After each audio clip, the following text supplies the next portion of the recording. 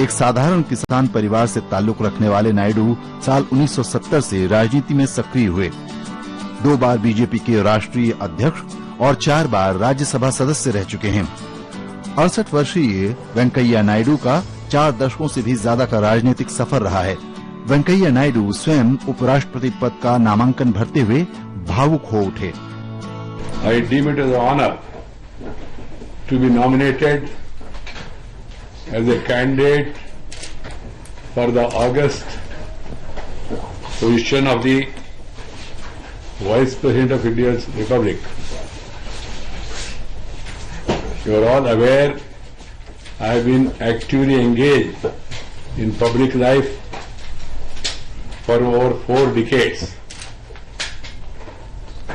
Since the completion of my law graduation from Andhra University, Visakhapatnam, Andhra Pradesh.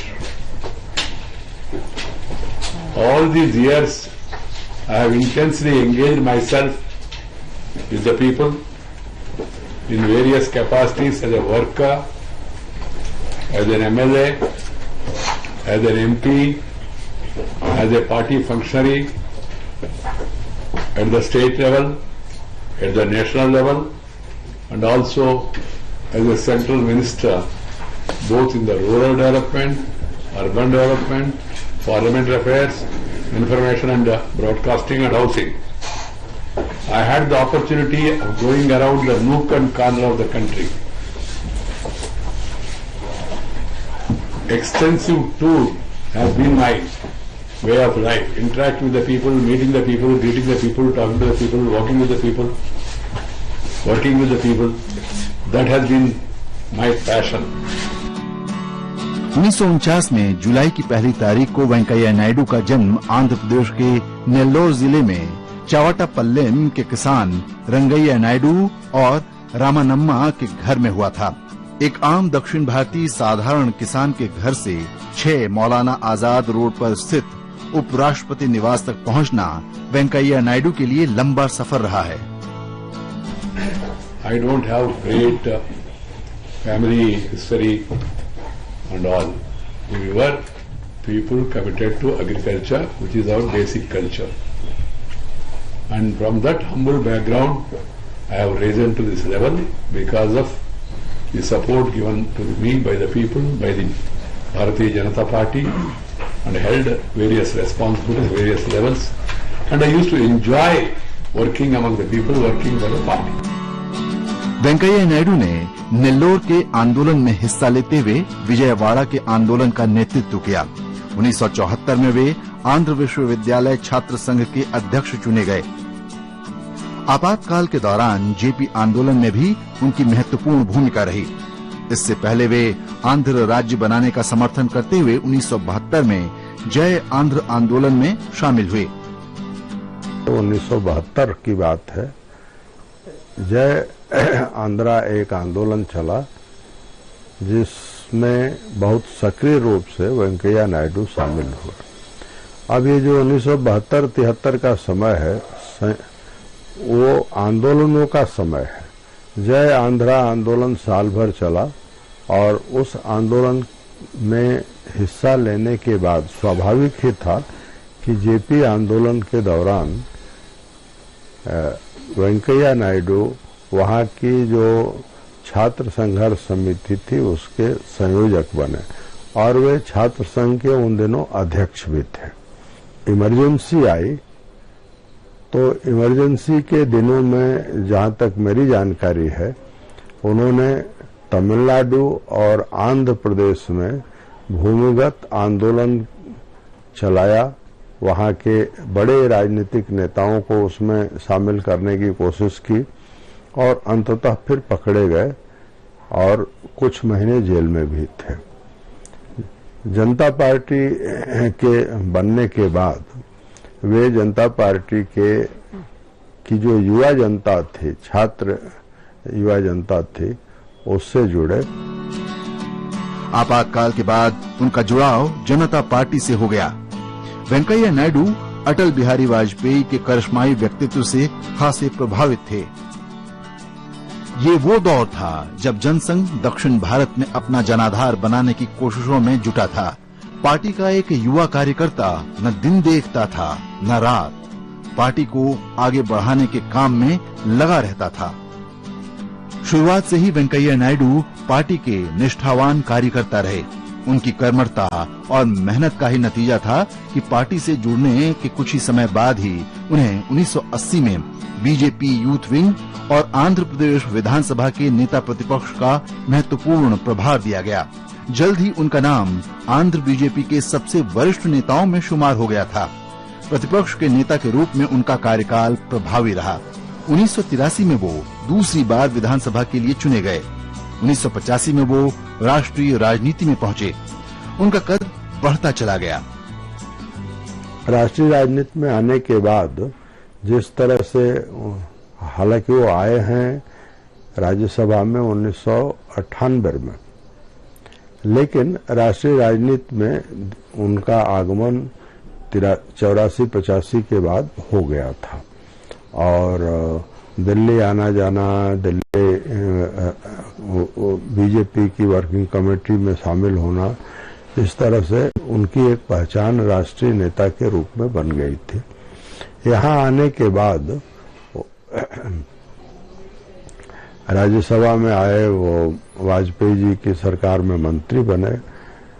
2002 में जब जना कृष्ण मूर्ति Bharatiya Janata party के अध्यक्ष पद उन्होंने छोड़ा, तो मेरा ख्याल है कि ये अध्यक्ष बने हैं और फिर दोबारा निर्वाचित अध्यक्ष बने। नहीं।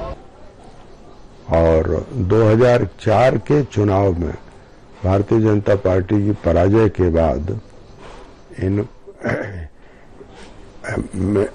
इनको लाल कृष्ण आडवाणी के लिए जगह छोड़नी पड़ी। आडवाणी जी तब इन्होंने इस्तीफा दिया और हालांकि ये अपना कार्यकाल पूरा कर सकते थे 2007 तक, लेकिन इन्होंने इस्तीफा दिया। आडवाणी जी अध्यक्ष बने और आडवाणी जी फिर वो एनडीए के नेता भी बने। तो इस घटना से मैं ये कह सकता हूं कि वेंकैया नायडू में जो पद पर बने रहने की लालसा है वो उस तरह की नहीं है जैसा अक्सर पाया जाता है। वो पार्टी के प्रवक्ता, महासचिव, कार्यकारिणी के सदस्य और आखिर में पार्टी के प्रमुख बने। I lost my mother at a very young age. I want to put on nikah of 1 year, 6 months. Then I treated my party as my mother, and they have really brought me up to this level. So it was really a little painful to leave the party. दक्षिण भारत में भाजपा को पहचान दिलाने और कर्नाटक में पहली बार सरकार बनवाने में उनकी भूमिका अहम रही है। लोकसभा चुनाव में किस्मत आजमाने वाले वेंकैया नायडू को राज्यसभा का ही रास्ता लेना पड़ा। 1998 से 2016 तक वो लगातार 3 बार कर्नाटक से और फिर चौथी बार राजस्थान से राज्यसभा के लिए चुने गए। मैं पिछले 18 सालों से पार्लियामेंट में हूँ, 98 से। तब से मैं माननीय वेंकैया नायडू को अच्छी तरह पहचानता हूँ। वो पहले से ही, बचपन से जब युवान हुए तब से ही संघ के विचार से जुड़े हुए और पार्टी का कार्यकर्ता रहे। भारत सरकार में भी उन्होंने संसदीय मंत्री, शहरी विकास मंत्री, रूरल डेवलपमेंट मंत्री, और बहुत ही अच्छा उनका स्वभाव है और उनके जो किसी बात पे रिएक्ट करने का तरीका है, वो उनकी भाषा बहुत अच्छी है और बहुत सरल आदमी है। वो केवल एक भारतीय जनता पार्टी के नेता नहीं है, बल्कि एक बहुआयामी व्यक्तित्व है। आपने उनको देखा होगा जब संगठन में, तो लगता है कि एक संगठन के डाउन टू द अर्थ के कार्यकर्ता हैं। जब उनको आपने पार्लियामेंट में एक पार्लियामेंट्री अफेयर्स के मिनिस्टर्स के रूप में देखा होगा, तो ऐसा लगता था कि पार्लियामेंट में जैसे कोई एक सीनियर, एक टावरिंग हो, जिनकी प्रेजेंस से उस सदन में, डिबेट में एक लाइफ सी रहती थी। और आज मुझे लगता है कि जिस तरह से एक दक्षिण भारत के नेता होकर के उत्तर भारत में भी उनकी जो स्वीकारोक्ति है, और मुझे लगता है वेंकैया नायडू जी आज उपराष्ट्रपति बनने जा रहे हैं भारत के, लेकिन जिस तरह से पूरे भारत में, पूरे देश में उनकी लोकप्रियता है, उनकी स्वीकारोक्ति है, और मुझे लगता है कि जो हमारे यहाँ यूनिटी इन डाइवर्सिटी है कि विविधता में एकता, उसके एक तरह से वो प्रतीक है। और मुझे लगता है कि वेंकैया नायडू जी के उपराष्ट्रपति बनने से राज्यसभा में, जिसमें बहुत दिनों तक उन्होंने एक बड़ा योगदान दिया है, निश्चित तौर से राज्यसभा की भी डिबेट की क्वालिटी, राज्यसभा भी अपनी ऊंचाइयों के शिखर को छुएगी। वेंकैया जी एक बहुत अच्छे व्यक्तित्व के व्यक्ति हैं। राजनेता से अधिक मैं मानता हूं कि एक बड़े भाई के रूप में जो मानता हूं उनको, सम्मानित नेता के रूप में रहे हैं और भारतीय जनता पार्टी के राष्ट्रीय अध्यक्ष के रूप में कई पदों को सुशोभित करने का काम किया है। निश्चित तौर पे वेंकैया जी सदन को जिंदा रखने का काम करते थे, अपने वक्तव्यों से, अपनी टिप्पणियों से, अपने तुकबंदियों से, और हाजिर जवाबी थे। मैं समझता हूं कि उनको बहुत मिस करेंगे हम लोग। उपराष्ट्रपति पद का नामांकन भरने से कुछ समय पहले तक वेंकैया नायडू आवास एवं शहरी विकास और सूचना प्रसारण मंत्री जैसे मुख्य पदों पर रहे। इससे पहले वेंकैया नायडू संसदीय कार्य मंत्री की जिम्मेदारी का भी निर्वाह कर चुके हैं।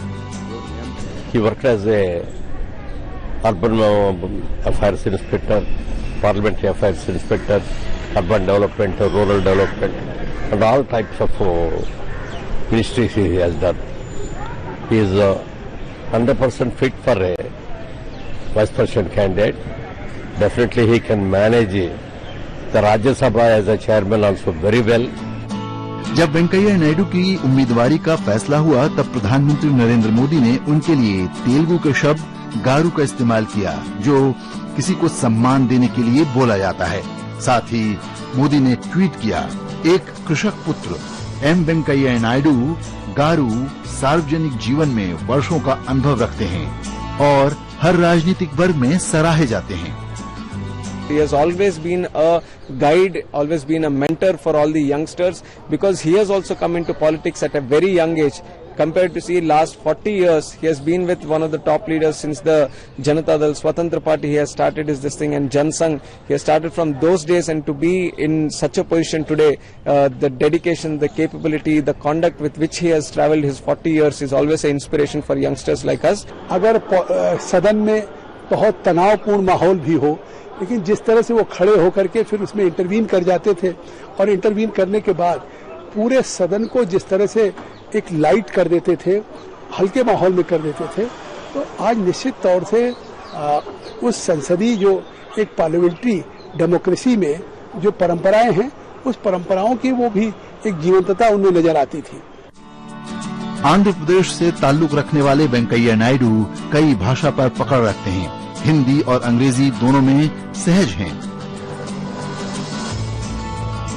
एक समझदार, एक अच्छे व्यक्तित्व के धनी व्यक्ति, और सचमुच में कई ऐसे वाकया रहे हैं सदन के अंदर जब उन्होंने सदन को बहुत जिंदा कर दिया है, हंसाने का काम किया है, गंभीर से गंभीर मुद्दा पर अपनी टिप्पणियों से लोगों को खुश करने का काम किया है। सदन में उनकी छवि एक गंभीर राजनेता की है, मगर अक्सर गंभीर विषयों पर अपने वन लाइनर कटाक्ष के लिए भी जाने जाते हैं। हमारा मित्र पप्पू कब कहाँ दर्शन देते मालूम नहीं, कभी यहाँ कभी वहाँ कभी वहाँ।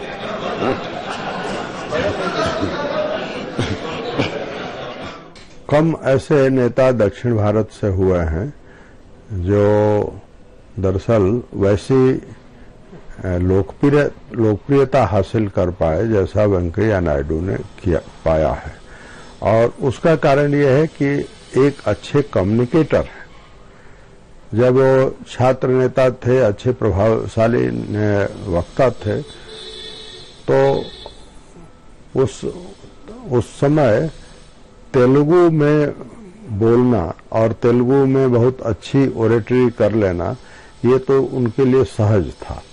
लेकिन जैसे ही राष्ट्रीय राजनीति में आए तो जरूरी था कि वो उनको अगर उत्तर भारत में अपना स्थान बनाना है, राष्ट्रीय स्तर पर स्थान बनाना है, तो हिंदी भी वो उतनी ही आसानी से बोले जितनी आसानी से तेलुगु बोल पाते हैं।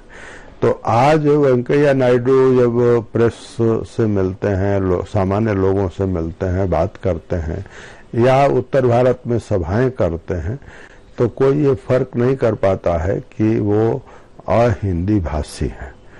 तो ये मेरी जानकारी में आजादी के आंदोलन के दौरान तो दक्षिण भारत में अनेक नेता हुए जिन्होंने हिंदी के प्रचार प्रसार में अपना जीवन लगाया। जैसे पीवी नरसिंह राव जो आंध्र प्रदेश में हिंदी प्रचार सभा थी उसके एक साधारण कार्यकर्ता थे। वेंकैया नायडू ने किसी हिंदी प्रचार सभा में तो हिस्सा नहीं लिया, लेकिन अखिल भारतीय विद्यार्थी परिषद के से जुड़े रहने के कारण वो जो अखिल भारतीय मंच उनको मिला और लोगों से मिलने जुलने का अवसर मिला, भाषा तब उन्होंने सीखी होगी और इस तरह से उन्होंने प्रयास पूर्वक हिंदी को अपनाया। तो इस तरह से कह सकते हैं कि कम से कम मेरा ख्याल है कि 3 भाषाओं के वे अच्छे जानकार हैं और यह उनके राजनीतिक व्यक्तित्व में एक बड़ी पूंजी है। उनकी पहचान साफ और सीधी बात करने वाले नेता की रही है। विपक्ष के नेताओं से भी उनके अच्छे व्यक्तिगत रिश्ते रहे हैं। उपराष्ट्रपति बनने के बाद उनके सामने चुनौती होगी राज्यसभा का ठीक से संचालन। राज्यसभा में लंबा 19-20 साल का राज्यसभा सदस्य रहने का उनका अनुभव है और हर पार्टी में उनके अपने अच्छे संबंध हैं। तो मेरा ऐसा ख्याल है कि राज्यसभा में सभापति के तौर पर बहुत सालों बाद ऐसा व्यक्ति आ रहा है, शायद डॉक्टर जाकिर हुसैन के बाद पहला व्यक्ति आ रहा है जो राज्यसभा सदस्यों से जिसका सीधा वास्ता है और इसलिए उनके सामने कोई राज्यसभा चलाने की चुनौती नहीं होगी। उनके परिवार में उनकी पत्नी श्रीमती उषा नायडू, बेटा हर्षवर्धन और बेटी दीपा वेंकट हैं, जिनको उन्होंने राजनीति से हमेशा दूर रखा है।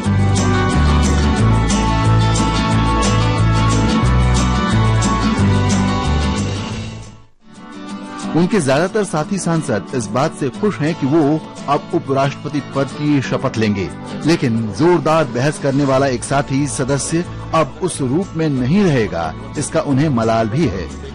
If you see in both the houses, both Rajya Sabha and Lok Sabha, and during his time and tenure as an MP, as a minister, whoever he meets, let it be in the opposition, let it be within the government benches, everyone praises him, everyone takes him as a inspiration, as a motivation to go forward and how to behave in the house, how to conduct himself. Our congratulations to Honorable Sri Venkaiah Naidu ji, who has been elected as the Vice President of our country. He is a man from the ground. He has seen enormous thing in his life, in his public life, and we wish him the best of success in his tenure as the Vice President of India. आने वाले दिनों में आदरणीय उपराष्ट्रपति जी को हम देशवासी और अपने क्षेत्र के आम जनता जनार्दन की तरफ से हार्दिक शुभकामना और बधाई देते हैं कि आने वाले दिनों में उपराष्ट्रपति जी के नेतृत्व में देशवासी तरक्की करेंगे।